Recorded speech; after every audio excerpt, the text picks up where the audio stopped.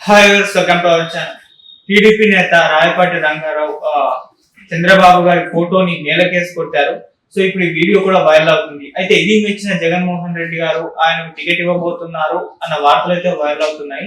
So ఎందుకు ఆయన నేలకేసి కొట్టారు, మరి దీన్ని జగన్మోహన్ రెడ్డి గారు ఆయన్ని తన పార్టీలోకి ఆహ్వానిస్తారా లేదా? సో ఈ అంశం మీద డిస్కస్ చేయడానికి ప్రజెంట్ మనతో పాటు సీనియర్ జర్నలిస్ట్ జయదేవ్ గారు ఉన్నారు. వాటితో డిస్కస్ చేద్దాం.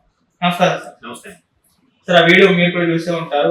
రాయపాటి రంగారావు గారు చంద్రబాబు గారి ఫోటోని నేలకేసి కొట్టేసి ఆ వీడియో తీసుకోవడం దాన్ని సోషల్ మీడియా వాళ్ళే ప్రచారం చేసుకున్నారు.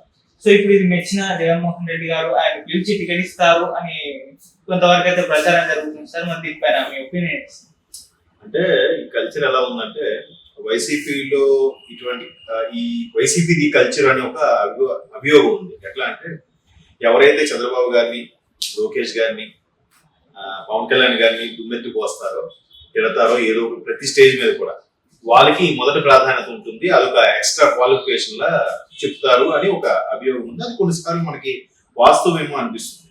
కొంతమంది మంత్రులు ఊరికే ప్రతిదానికి అంటే చంద్రబాబు గారు అరెస్ట్ ని నిరసించి న్యాయం గెలిచిందని వెటకారంగా మాట్లాడడం, తర్వాత ఆయన గెలిచిన తర్వాత తపాసులు కాల్చుకున్న వాళ్ళు రకరకాల ఎవరైతే అట్లా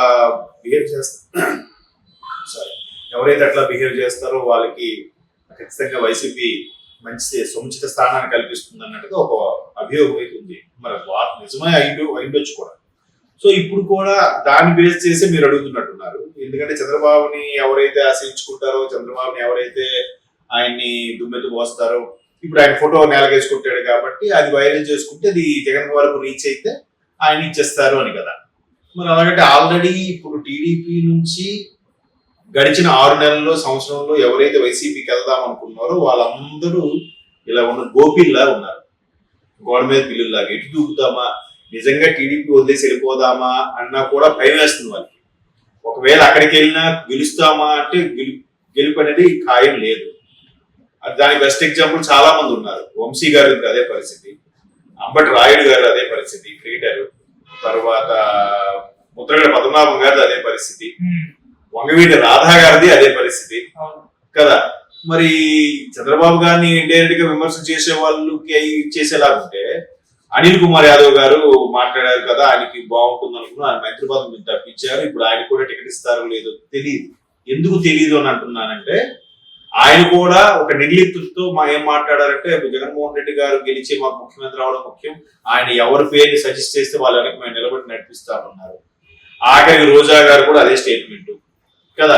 ఇంతమంది ఆల్రెడీ అందులో ఉన్నా కూడా ఎలక్షన్స్ ఇంకా టైం ఉంది కదా, లేదా సంక్రాంతి అయిపోతే మాట్లాడదామా, లేదా ఒక్కసారి బరస్ట్ అవుదామా అని ఉద్దేశంలో చాలా మంది ఉన్నారు. చాలా సందర్భాల్లో స్టేజ్ మీద రోజా గారు మాట్లాడినప్పుడు కూడా వెంటనే ఆవిడ చెవి దగ్గరికి వెళ్ళి చంద్రబాబు గారు తిట్టండి, చంద్రబాబు గారు తిట్టండి అని చెప్పి వీడియోలు కూడా మనం చాలా చూసాం కదా. అలా చెప్తేనే స్పెషల్ క్వాలిఫికేషన్. నిజంగా అలా క్వాలిఫికేషన్ ఉంటే ఇప్పుడు నుంచో తిడుతున్న వాళ్ళకి ఇప్పుడు పరిస్థితి బాగాలేదంటే లేటెస్ట్ గా ఆయన ఫోటో నేలకేసి కొడితే ఇచ్చేస్తారా చెప్పలేము.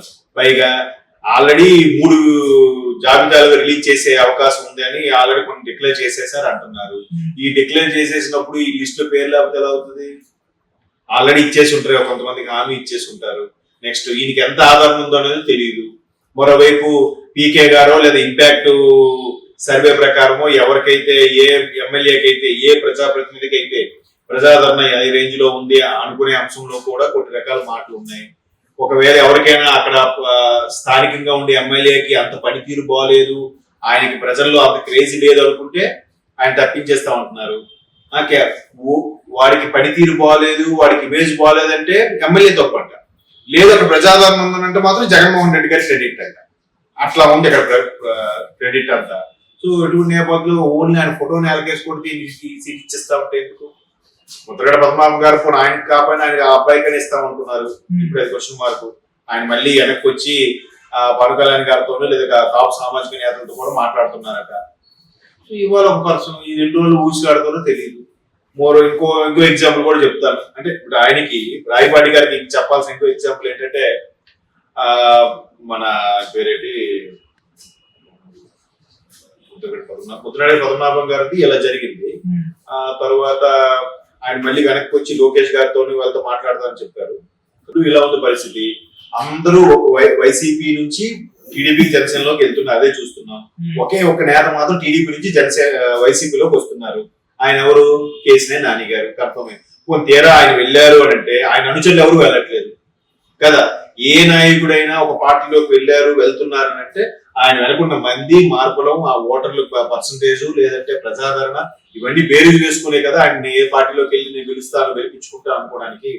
కేసీఆర్ నాని గారు వెళ్ళారు కానీ ఆయన కుడి భోజనం ఏడం భోజనం వెళ్ళట్లేదు, టీడీపీలోనే ఉంటున్నారు.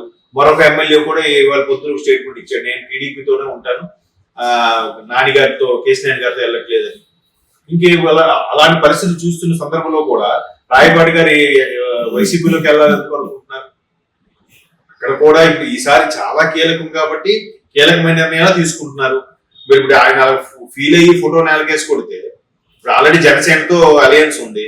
సో ఇంకా కొన్ని కీలకమైన ఏవైతే నియోజకవర్గాలు ఉన్నాయో, ఎంపీ స్థానాలు కానీ అసెంబ్లీ స్థానాలు కానీ, అవి కూడా ఎప్పటి నుంచో ఉన్న టీడీపీ కూడా మొండి చేయి చూపించాల్సి వస్తుంది కదా. జనసేన టైఅప్ అయింది కాబట్టి వాళ్ళకి ఇవ్వాల్సి వస్తుంది కదా. అప్పుడు ఏముంది, మరి వాళ్ళు కూడా ఫీల్ అయితే ఓపిక పడిన ఎలక్షన్స్ వరకు గవర్నమెంట్ ఫామ్ అయిన తర్వాత రాజ్యసభ నామినేటెడ్ పోస్టో మరొకటో పార్టీలో కీలకమైన పదవి ఇది ఇస్తారు కదా. ఇన్ఛార్జీలు గానో, జిల్లా ఇన్ఛార్జీలు గానో ఏవో ప్రకటించినప్పుడు అది అప్పుడు వాళ్ళు చేసుకోగలుగుతారు. ముందే అలా బరస్ట్ అయ్యారంటే మేబీ ముందు నుంచి ఎవరో తెలిసేమో, ఇలా హైలైట్ అవ్వడానికి ఫోటో నేలకేసుకుంటూ ఆల్రెడీ వైసీపీ నుంచి వెళ్ళిపోతున్న వాళ్ళందరూ కూడా ఫోటో నేలకేసుకుంటూ వెళ్ళిపోలేదు. సింపుల్ గా రాజకీయం అంటే అలాగే ఉండాలి.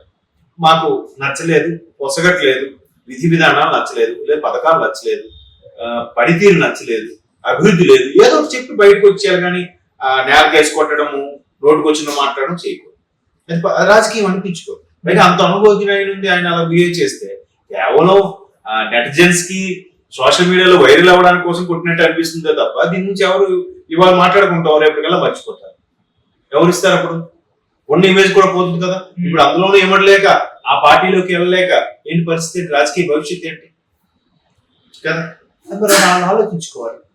వాళ్ళు ఆవేశపడితే ఎలాగొద్దు. రాజకీయం అంటేనే ఆచి తూచి అడుగులు వేయాలి, ఆచి తూచి మాట్లాడాలి, ఎప్పటి ఆ సందర్భం బట్టి రియాక్ట్ అవ్వాలి. అది కదా రాజకీయం. మరి అలాగే ఊరికే ఫోటో కొట్టేశాను, ఫోటో నేలకేసి కొట్టాను, మంచి వైరల్ అయింది మన వీడియో, జగన్మోహన్ రెడ్డి గారు రీచ్ అవుతుంది, మనకి ఇస్తారు అనుకునేది అది భ్రమ. ఇస్తే ఇవ్వచ్చు వేరే రాజకీయ ప్రయోజనాలతో, దీనికి వల్లే ఇస్తారు అనుకున్నాను మాత్రం అది కరెక్ట్ కాదు. వెళ్తే సైలెంట్ గా వెళ్ళిపోవాలి. లేదు నాకు నచ్చలేదు, పద్ధతి నచ్చలేదు, అది అందరికీ తెలుసు. ఇప్పుడు కాసాని జ్ఞానేశ్వర్ గారు తెలంగాణ ఎన్నికల్లో పోటీ చేయమని చంద్రబాబు నాయుడు ప్రకటించారు. వెంటనే ఆయన ఏంటి, తెలంగాణ టీడీపీ అధ్యక్షులు ఆయన వెంటనే పోటీ చేయట్లేదు, మనకి ఒరిగేది ఏమీ లేదు, నష్టం, సరే సైలెంట్ గా రిజైన్ చేసి వెళ్ళిపోయారు, అంతే. దానికోసం బయటకు వచ్చి ప్రెస్ మీట్ పెట్టి చంద్రబాబు నాయుడు దొంగ అది ఇది మాట్లాడి ఫోటో నేలకేసి కొట్టుకుని ఏమవుతుంది, 2 రోజులు మాట్లాడుకుంటూ 3వ రోజులు మర్చిపోతారు. మళ్ళీ ఖచ్చితంగా ఏదో ఒక పార్టీతో వెళ్ళాల్సిందే. ఇంకో పార్టీ వాడు ఆయనకి ఆదరించాలన్నా కూడా అబ్బాయి ఎక్కలేస్తే ఫోటో నేలకేసి కొడతాడు అనే ఫీలింగ్ వచ్చేసిందంటే ఇంకా ఆదరించగా. అందుకు ఉంది కదా అని ఆవేశపడితే కొద్దిగా ఇబ్బందులు ఎదురవుతాయి. మేబీ ఆ కల్చర్ వైసీపీలో ఉంది కాబట్టి మనల్ని అట్రాక్ట్ అవుతారు అనుకోవడం కూడా కలలే. ఎందుకంటే గత కొద్ది నెలలుగా మంత్రులే సైలెంట్ అయిపోయారు. ఎవరెవరైతే కీలకంగా 5-6 మంత్రులు మాట్లాడేవారో వాళ్ళే సైలెంట్ అయిపోయారు. ఇంకో కొత్త వార్త కూడా వినిపిస్తుంది, సజ్జల రామకృష్ణారెడ్డి గారికి కూడా డౌటే, క్వశ్చన్ మార్కే అని అంటున్నారు.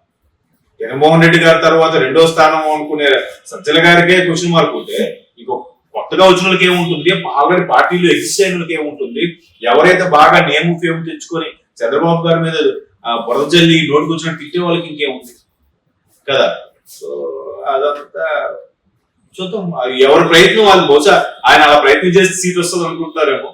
ఇంకా ఆల్ ది బెస్ట్ చెప్పడం తప్ప ఏం చేయలేము. అది వాళ్ళ విజ్ఞతకే వదిలేయాలి. Okay sir, thank you so much.